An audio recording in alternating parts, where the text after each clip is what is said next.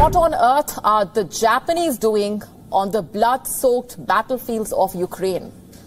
You see, the Ukraine war has become a viper's nest of mercenaries, and this conflict started with a battle cry of national interests. But both sides have outsourced killing to bands of globe-trotting mercenaries. Their business has been booming. They are working for independent contractors. Of course, by now you know perhaps all there is to know about the Wagner Group.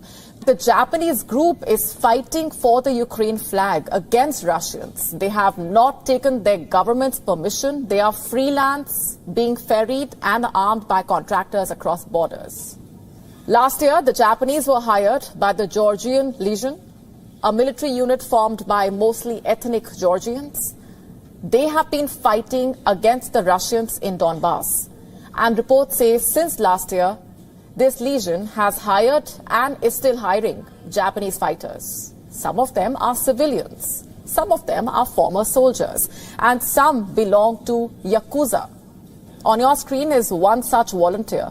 His name is Yuya Motomura, a mahjong parlor manager in Japan. He says that he always wanted a way to prove himself to a society he felt looked down upon him. And so the 45-year-old planned to leave his home and join the battle in Ukraine. Listen to this. ウクライナ人と同じ役割をしたいですよね。I want to play the same role as the Ukrainians. I'm going there with the aim of defending the country. I personally take the value of defending the land or protecting a country very seriously, and I see Ukrainians doing it desperately.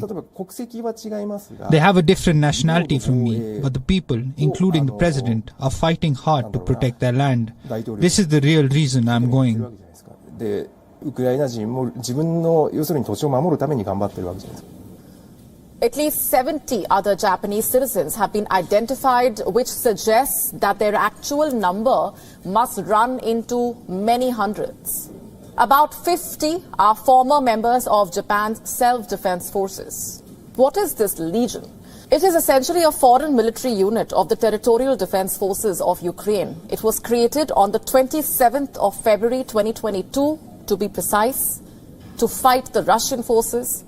This legion comprises of several units that are made up of different nationalities. Overall, this international legion has enlisted soldiers from 27 countries like the US, Australia, Germany, the UK, Mexico, France, Austria, Greece, Japan. The question is, why do so many private armies even exist? First of all, because mercenaries are expendable. You see, they get paid, they know the risks, they don't have families to be for them who go to the media. They don't ask questions, they just take the orders. They are motivated by profit. It is an easy transaction. Transparency, political consent, human rights. Private armies are not bound by any of these, and that is why they thrive. In fact, the United States played a crucial role in establishing this very trend. During its global war on terror, America hired several military contractors to fight in Iraq and Afghanistan, and chief among them was Academy, also known as Blackwater.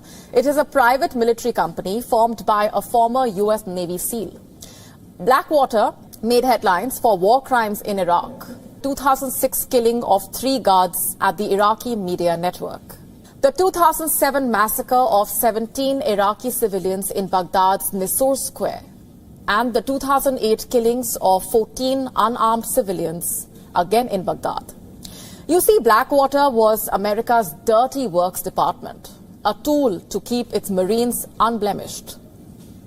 The Geneva Convention criminalizes mercenaries, yet international bodies have done nothing. You see, because the most powerful countries are playing this dangerous game. And the UN Security Council members are busy building private armies themselves.